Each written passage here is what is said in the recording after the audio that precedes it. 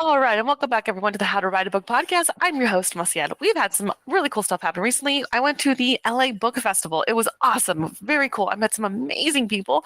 I actually met a kind of songwriter who wrote with Pat Benatar, Tina Turner, the band Kiss. Awesome, very cool. Bought her book, got her signature. I've also met some really cool writers. One who wrote like a kind of like death parody off of like a famous amusement park that was really cool. I also fell in love with this amazing like bookshop.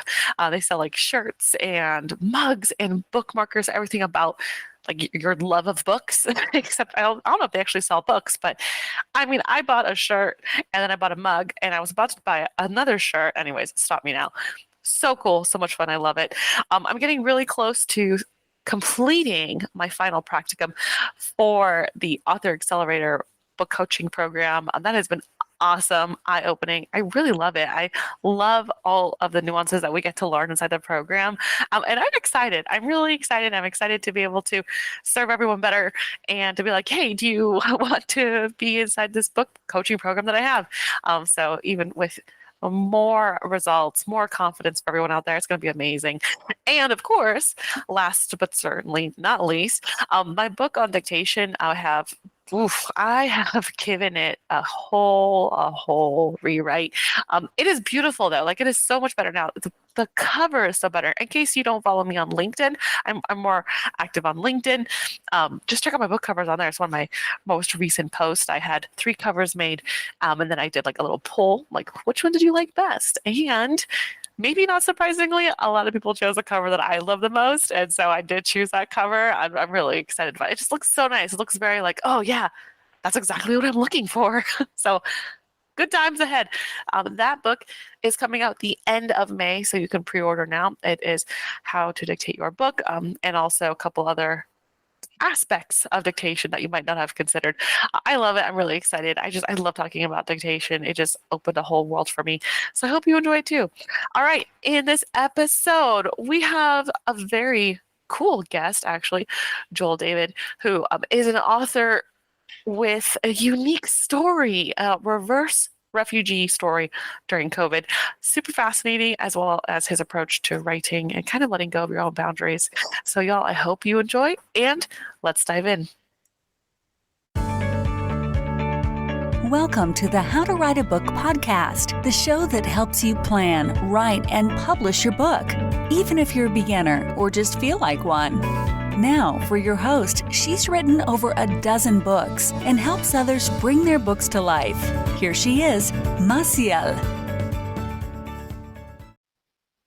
All right, and welcome back to the How to Write a Book podcast. Today, I'm welcoming Joel David Bond. Joel, how are you today? We're doing great. Thanks so much for having me on today, Marcia. This is great fun. Oh, yeah, this is a pleasure. I mean, your memoir sounds super interesting, being that you kind of chose to be this refugee in a state, but we're going to get all into that. I mean, it was really interesting how you ended up where you are, what you learned. I'm excited for you to dive into those topics. But before I do, Joel, why don't you please introduce yourself and introduce your work? Yeah, so I'm Joel David Bond. I'm the author of the book As Large as Your Spirit, a reverse refugee memoir, which is kind of a little bit of a hook to get you intrigued onto the topic here. But it's basically my whole life's work is helping people connect across cultures, helping people sort of bridge that gap from wherever you are to someone from another socio-political, religious, ethnic, whatever it is background, and what are the sort of steps that it takes to do that. And I've learned how to do that through 20 years of living abroad, working in educational contexts, and this book right here is kind of my sort of a summary of some of the things that I've learned over the years.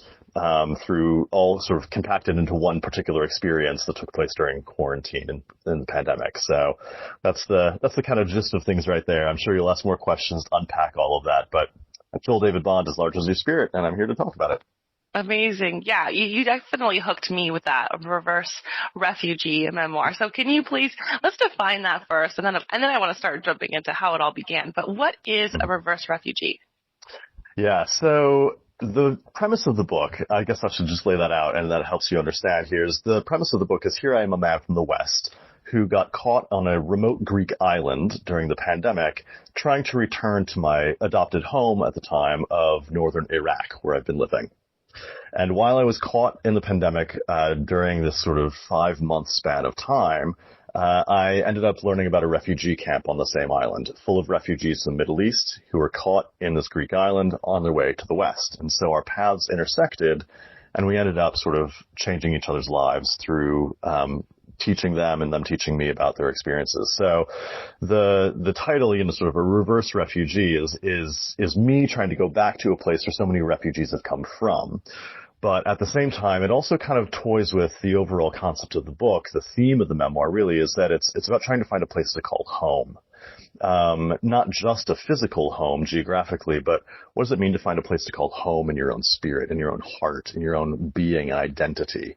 And so the underlying theme of the whole thing really plays with my own journey and helping to discover that, while also highlighting and being a conduit for some of the stories of these refugees that I worked with and what was their search for identity and home look like. So a reverse refugee is that right there. It's that sort of search for from the inside out almost, really.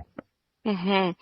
And is your book made up of just entirely your memoir and your perspective, or do you have some of like these interviews, these first-person accounts of the other refugees that you were encountering?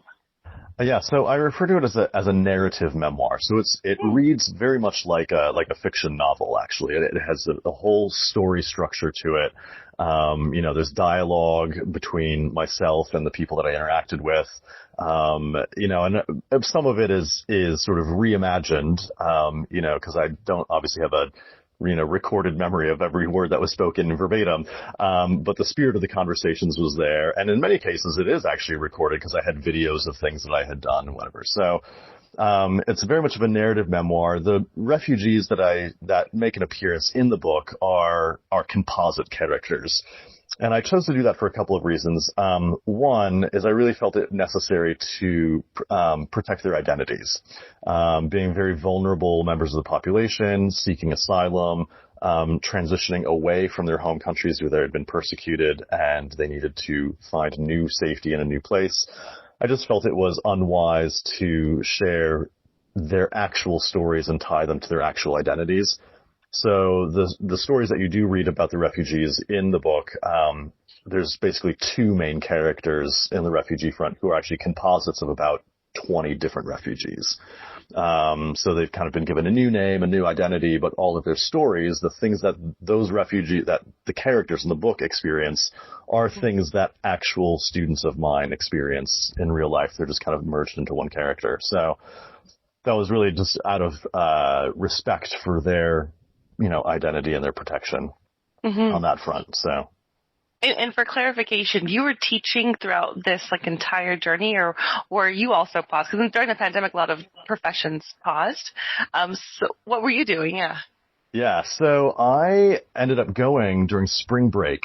I've been a teacher for many years, and I was teaching at a big private international school in Iraq, and intense part of the world to live in, obviously, given the headlines. But I also was in the middle of my master's degree, and so it's like, I just need a break from everything. And so I packed a carry-on bag to go, on spring break vacation, thinking I was going to be gone for a week. Yeah, I intentionally wanted someplace slightly off-grid, so limited internet connectivity, let's just go someplace, maybe splash out a little bit more than I normally would, just to, totally detox.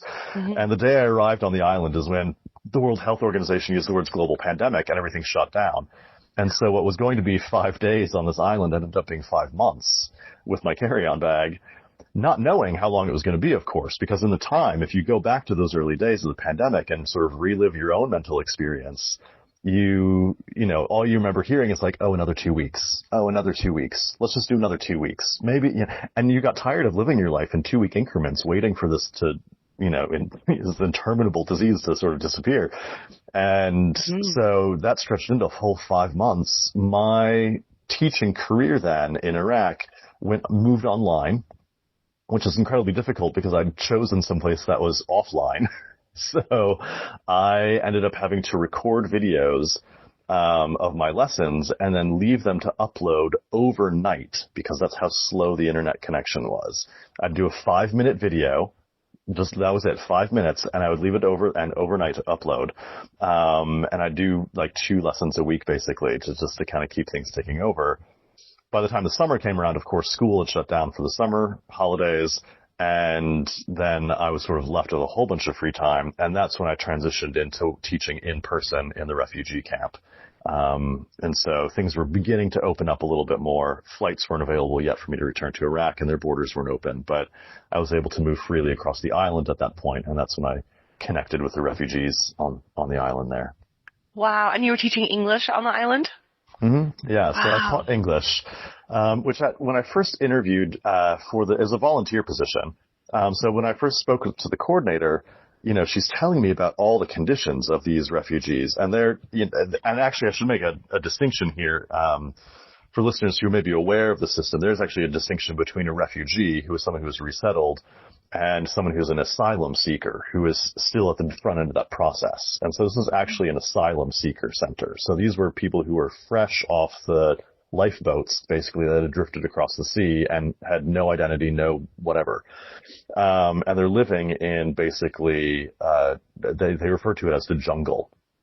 So it was just this makeshift shanty town, slum basically outside the main part of the city.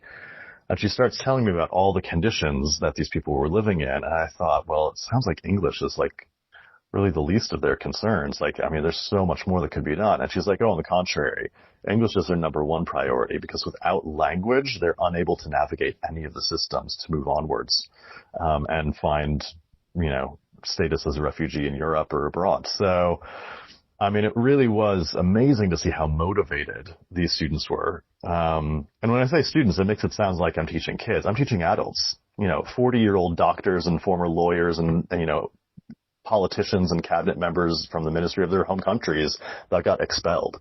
And so it was really just this fascinating mix of, some teenagers, but mostly adults, and people who had high standing in their homes, and for whatever reason had to leave. Yeah. And so, yeah. That makes a lot of sense. Especially, as authors, as writers, we know that written communication and communication in general is so important and it does help you navigate. So that is amazing. So I would love to take it back. So now you're off the island. Where are you when you decide I'm going to write this memoir? I'll take you to the very spot. I was in a bar in my city in Iraq, and I was with she was the Kurdish teacher, actually, at the school where I was working. And we'd gone out after work on a Friday, Thursday evening, something like that. And I could sit at the very table, and I was telling her about some of the things that I had experienced while I was in quarantine, because by this point now I'm back in my job, back in my normal routine, back at home in Iraq.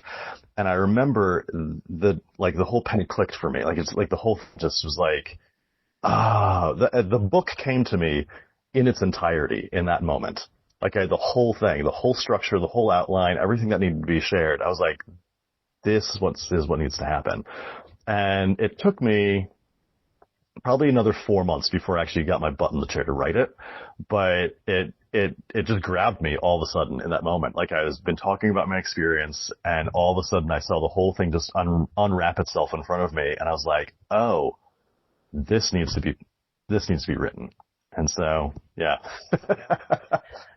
That's awesome. I love that. It's that kind of that lightning bolt of this is the next purpose. This is what I need to do. So then what was your first step? You said, okay, this is what I need. What did you do first? Yeah. So my first step was I quit my job. Oh, not the traditional step. All right, cool. No. Yeah. So I definitely took a really, kind of roundabout way to writing. But I basically decided that I was done living in Iraq. And I was like, I think I just need to finish and just focus on writing 100%. And, go somewhere else in the world. So I actually moved back to the States, and lived with my parents for a year and did nothing but write. Didn't have a job, didn't do anything, just stayed at home and I wrote and, would go to the library every day. And then, did that for a full year and then kind of sat on it I sat on this project and did nothing for another 6 or 7 months. And by that point, midway through, after I kind of finished my first draft, I decided, okay, I probably need to get a job. And so I started looking, and eventually I actually ended up moving back to Iraq and re-picked up at the school where I was and did another 1.5 years there. And so I kind of had this whole project that sat there untouched, done, and I didn't really feel ready to pull the trigger to publish. I didn't know how to go from I've written this thing to now let's get it out in the world. And so it sat for probably from the finished draft to actual publication, it sat for almost a year before I finally pulled the trigger. Oh, wow. And what do you think was like that moment? You were hesitating, you weren't sure. Was there a specific moment that you're like, okay, I have to, or maybe something somebody said that pushed you over that edge? Yeah, so I'm going to credit my friend Darius. Darius, if you're listening to this, shout out to you. I miss you. You're a great guy. Shout out. My sort of mini publicist on the ground in Iraq. I was sitting in the break room one day with him, and he was like, dude, like, I hear you're writing a book. Like, did you ever finish it? I was like, well, yeah, but I haven't done anything with it. And come to find out, he had some connections through his parents, in like small publishing print houses in Iraq there. And his mother had been in the library, I think, for a while. And, he had some just connections to the literary world there. And he's like, well, why don't you just do it here? Like, just print it, just publish it here. Like, I know you've been looking for an agent and trying to do the whole like traditional route in the States. We'll take you down to the bazaar and get it done this afternoon. Because in Iraq you can, there's just not that same infrastructure and system. And so we did, not that afternoon. I think we went a couple weeks later, but we went down to the bazaar, found a print shop, and basically just this back room in the heart and bustle of the bazaar with this sort of offset printing machine. And I handed over the draft of the book, and he came back 20 minutes later with a bound copy. He's like, here's your test copy. How many do you want?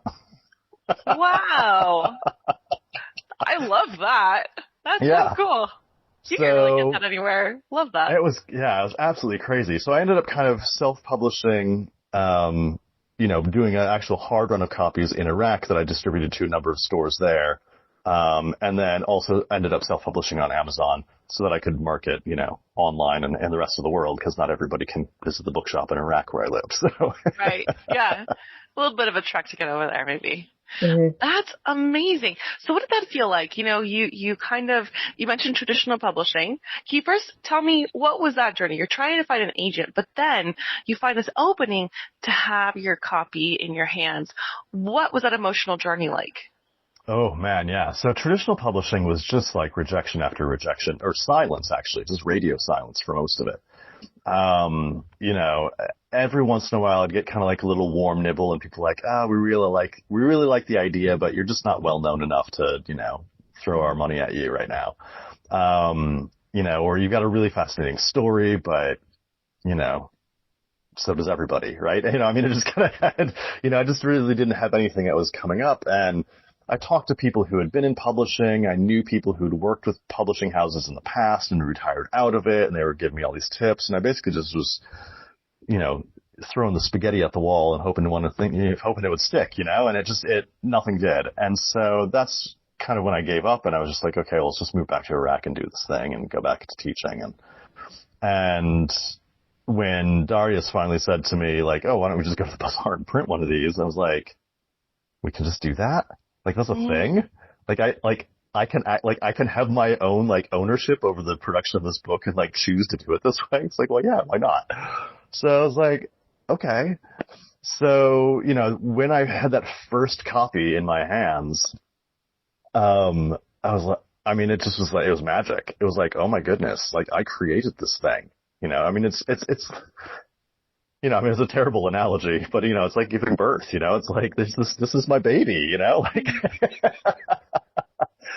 and I was just enamored with this thing that I'd now created that was now in the world that I could like share with other people. And it could have kind of its own life. And so it was really super fun to have that happen. So I did a print run of 200, and, distributed them in several different bookstores across Iraq, and and then put it up on Amazon. And so, Wow, I love that. I love how the gate opened up, because I think that's what a lot of people feel, the traditional publishing, especially with nonfiction.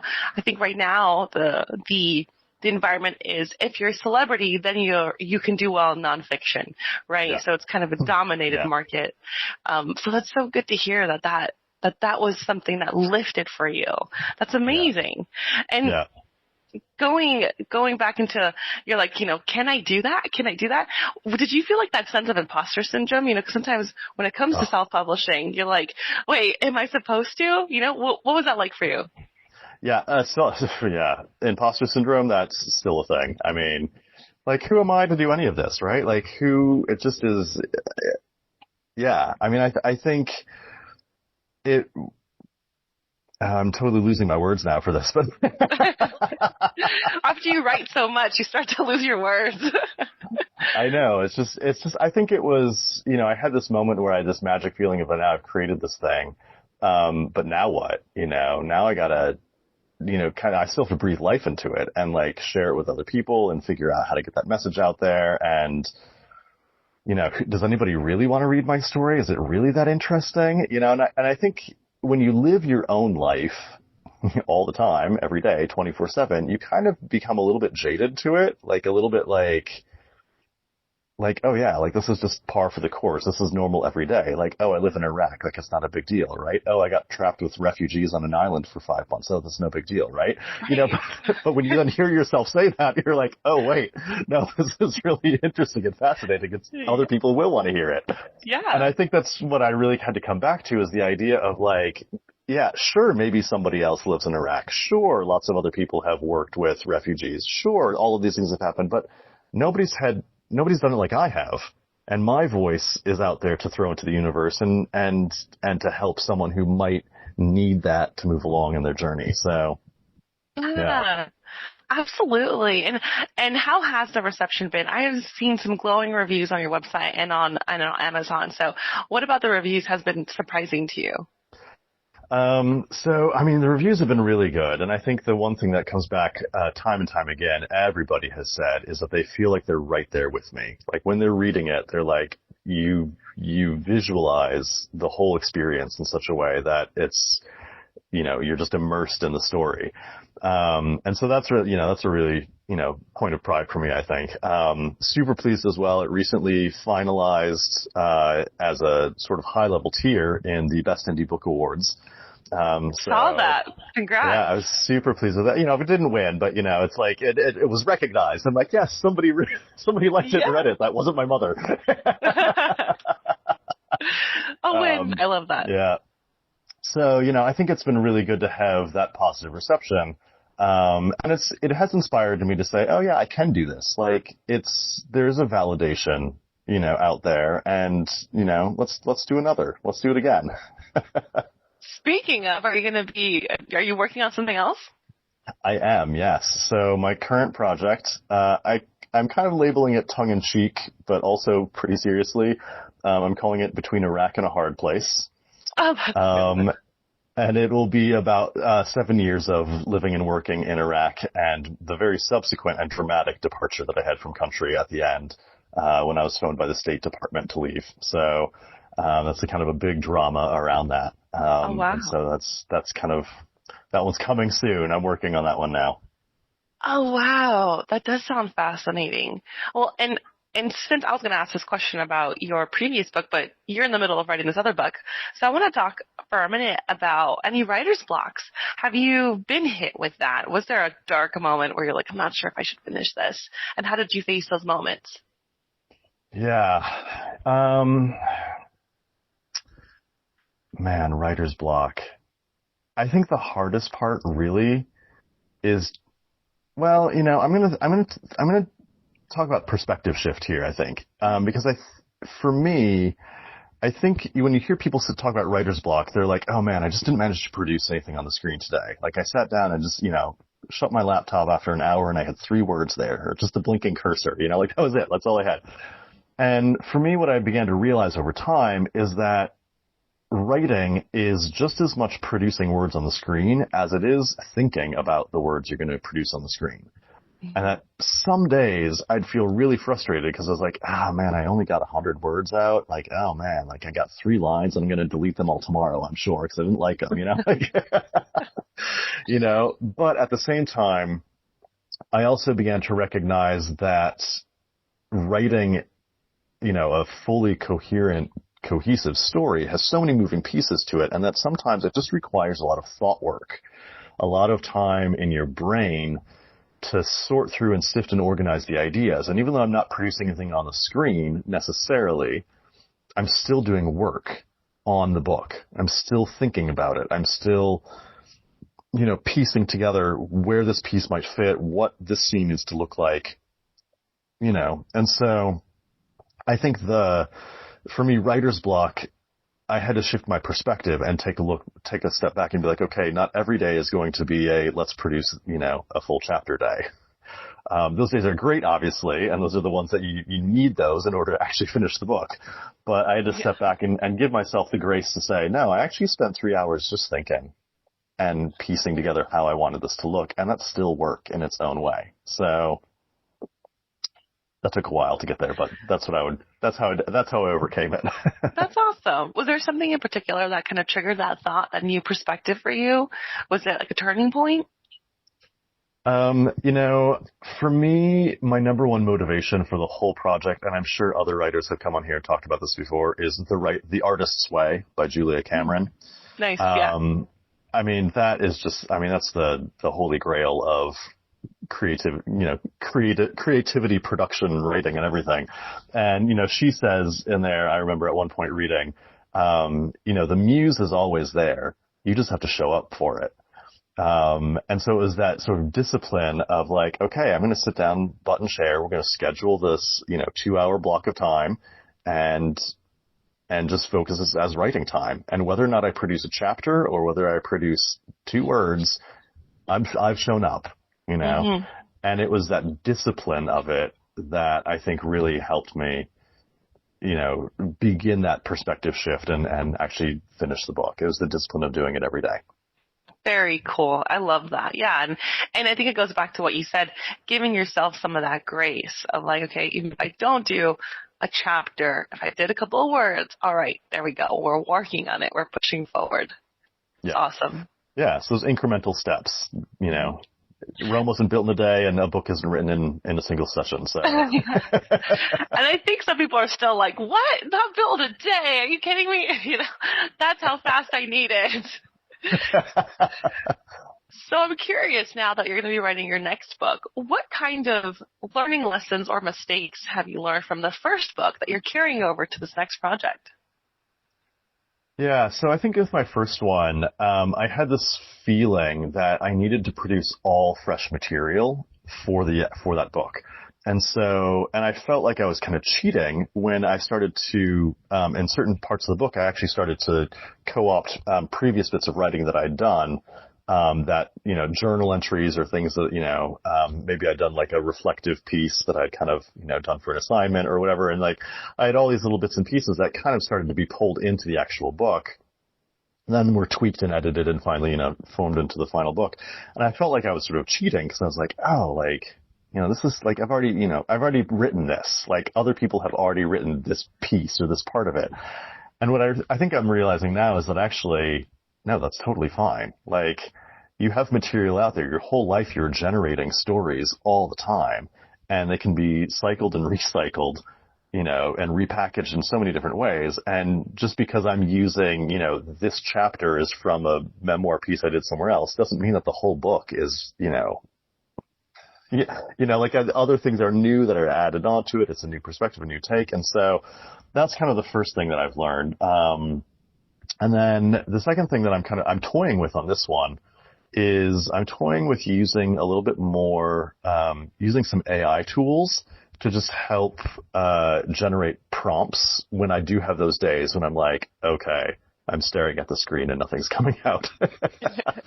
And so I've kind of taken a little bit of time to create a couple of guided prompts for myself that when I sit down, I can kind of just trigger those into like ChatGPT or Google Bard, and kind of just get the juices flowing, like jumpstart some of that. So then I can just turn around, onto my writing app and like, okay, now we're moving with this. We can, get things flowing. So that's kind of been an interesting experiment to help get the creative juices flowing, is to try and use a few AI tools to help.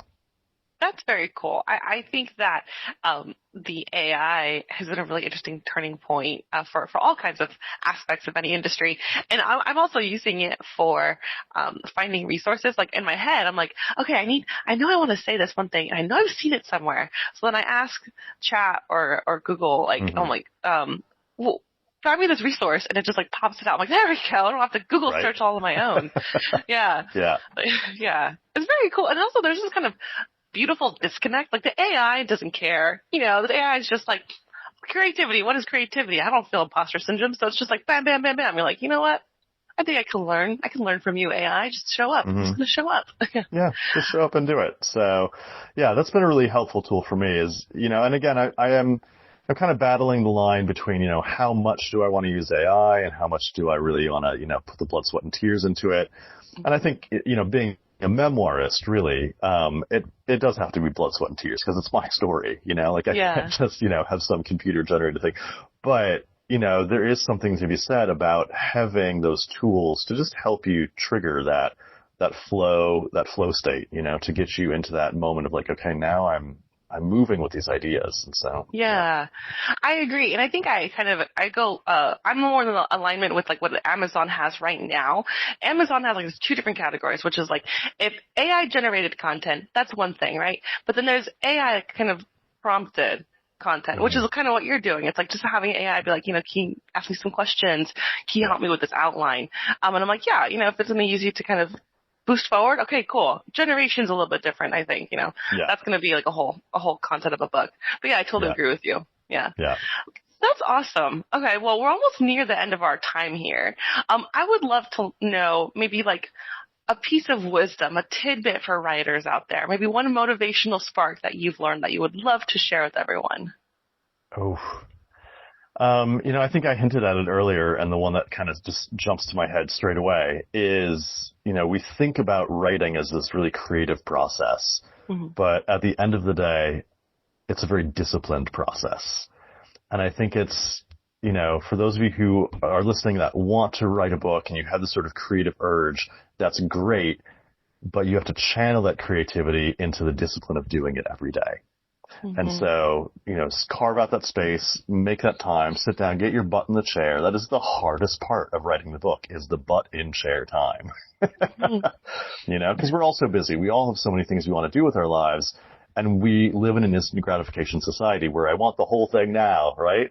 Yeah. And you have to discipline yourself to sit down and say, okay. And I would even say, give yourself the grace to not even put a word limit or this is the thing that I need to produce today. Just set aside the time. And if you've got an hour that you do every day, regardless of how much you produce, you're still making progress. I love that. And I think that's such an important highlight for everyone. That instant gratification, need to delay that, need to push that out. It's going to be a long haul. It's a marathon, right? Yeah. It's definitely a marathon. Multiple back-to-back marathons. But the winner's circle, you feel good about that once you get there. Yeah, you really do. And I think, once you finish the writing, and of course there's the whole publishing and the marketing and just sort of keeping it alive in the world and so that's, there's different stages of the writing process. And so if you're just starting out on the journey, it's great to sort of visualize that end and be like, oh yeah, I'm going to have this thing done. But know that once you've done writing it, there's still so much more work that you can do with it to get it out there and publish it and market it and to, have people enjoy it. So. Totally agree. Well, thank you so much, Joel. Now, where can everyone find you and find your work? Yep. So I'm on the internet at Joel David Bond on most social media platforms, Facebook, Instagram, LinkedIn. And then my website, joeldavidbond.com, is where you find sort of the heart of all my work, both my public speaking and my writing work. And then my book, As Large as Your Spirit, a reverse refugee memoir, is available on Amazon.com, on all the global networks there, on all the outlets for Amazon. So amazing. I'm excited to read it. It sounds super interesting. As Large as Your Spirit, a reverse refugee memoir by Joel David Bond. I'm excited. Well, Joel, thank you so much for being here from the How to Write a Book podcast. It has been a pleasure and an inspiration to have you today. And that's a wrap for today's episode of the How to Write a Book podcast. Thanks so much for tuning in, and I hope you enjoyed the conversation. If you want to keep up with me and my work, check out the website, blackheartedstudios.com. That's www.blackheartedstudios.com. And follow me on Instagram at Maciel Writes. That's at MASSIEL Writes. As a book coach and publisher, I'm passionate about helping aspiring authors bring their stories to life. So if you've been dreaming of writing a book and don't know where to start, head to my website and let's chat. You get a free 30 minutes on me. Thanks again for listening, and don't forget to subscribe and leave a review. I'll see you in the next episode. Thanks.